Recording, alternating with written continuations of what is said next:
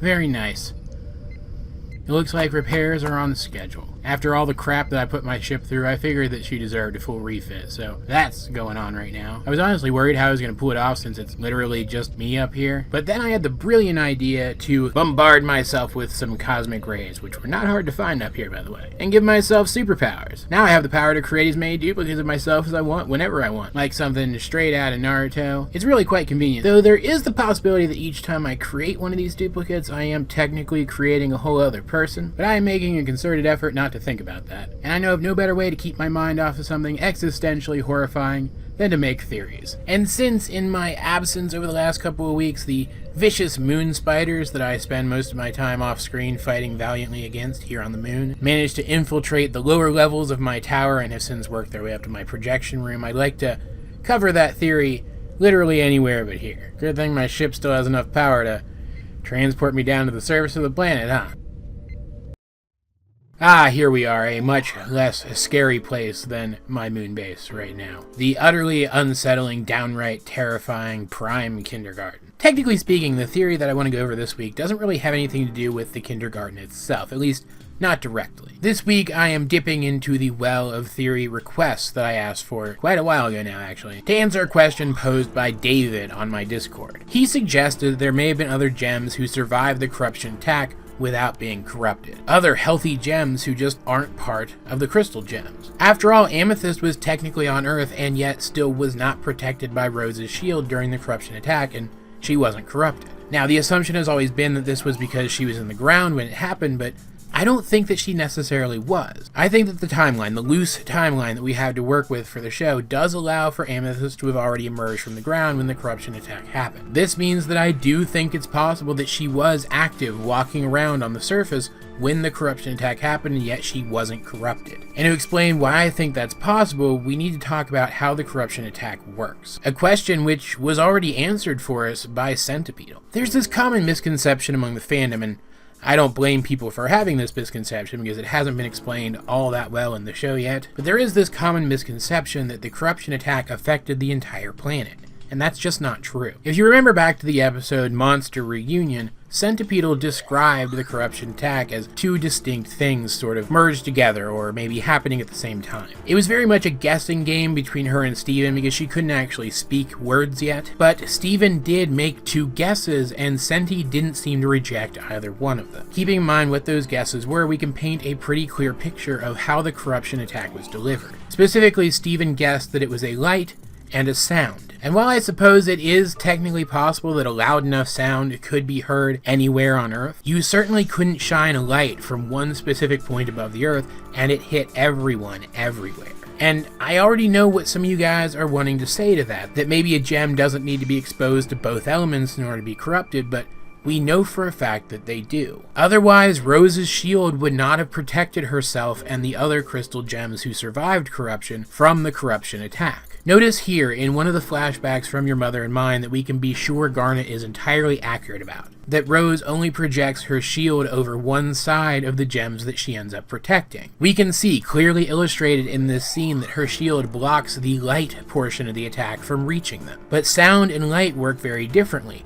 They still would have been able to hear the sound component of the attack even with the shield up. This is also, incidentally, the scene which proves that this light doesn't have some special property that would have allowed it to wrap around the whole Earth. After all, if it did, it would have been able to wrap around Rose's shield too. So, if the sound component of the corruption attack were capable of corrupting entirely on its own, they would be corrupted right now. This means that any gem anywhere other than that specific battlefield, or somewhere with direct line of sight to it, could conceivably have been protected from the attack simply by the environment around them, which is why the attack had to be used specifically on a battle site. I think that what Homeworld did here was they amassed all of their remaining forces left on Earth in one place, turning them into a far too enticing target for Rose and her forces to resist going after. Rose amassed all of her forces to go after them, but once they arrived, the Homeworld forces, at least the Homeworld forces fast enough to get away when they were ordered to, escaped either via warp pad or via ships, which would have also protected them from the light component of the attack, at the very least, leaving Rose and her forces and what homeworld stragglers weren't fast enough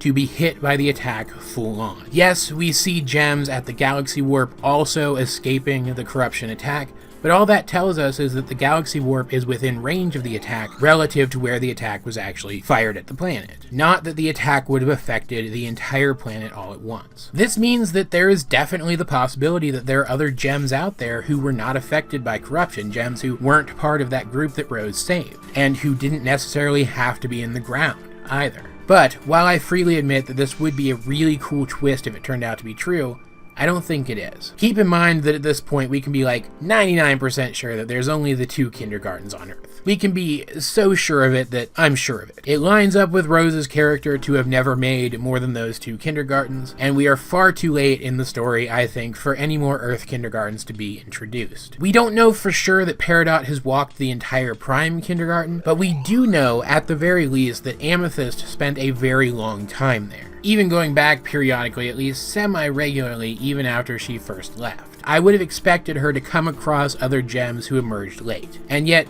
she never did. Now maybe those gems wandered out of the Prime Kindergarten before she could meet up with them. That is possible, but I just don't think that that's where the story is going to go. And as for the Beta Kindergarten, Peridot has walked the entire Beta Kindergarten. If she had encountered any emergence holes which seem to suggest that gems came out of the Beta Kindergarten at some point after the war was over, don't you think she would have told the other crystal gems by now? Again, it's not 100% given that she would have done this, but we know that she can recognize late emergence holes. That alone is enough to convince me that there probably aren't any late emergence holes, at least none where the gem would have emerged late enough for it to be noteworthy, for them to have missed the war, like Amethyst did. This poses the question of how it was possible for Amethyst to be in the ground that long, as it seems like she was in the ground for a really absurd amount of time. But I do think that this serves as evidence enough that there weren't other gems in the ground for the entire war, like Amethyst, that we shouldn't assume that there were, unless we see clear evidence of it. Maybe I will be, admittedly,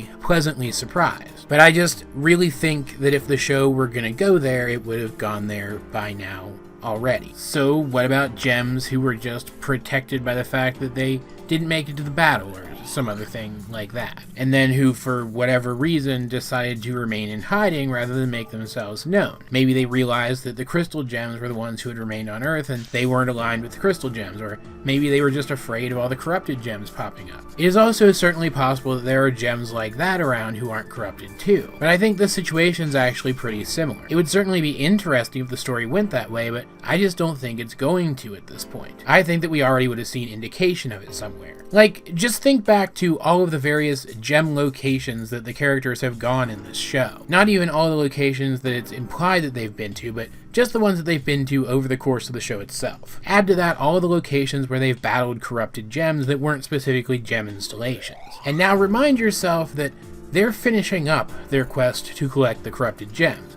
There aren't many left. There used to be thousands of corrupted gems who spread out over the entire planet, and the crystal gems have been all over the planet collecting them. This doesn't guarantee that they would have run into gems in hiding elsewhere on the planet, but it certainly increases the chances that they would have, especially considering part of hunting for corrupted gems involves searching for gems. And not just with their eyes either, but also with Garnet's future vision. We know that in order for the crystal gems to find corrupted gems, Garnet looks into the future. She looks into possible futures, and picks out futures where they encounter corrupted gems at specific locations. But this process would also allow her to see possible futures where they happen to bump into other gems hidden on Earth, other non-corrupted gems. It doesn't have to be guaranteed that they would ever bump into these gems, it just has to be possible for Garnet to be able to see it. So is it possible that there have been other gems on Earth this entire time, other non-corrupted gems? Yes, absolutely. Would it be super cool if it turned out that there were? Yes, absolutely. But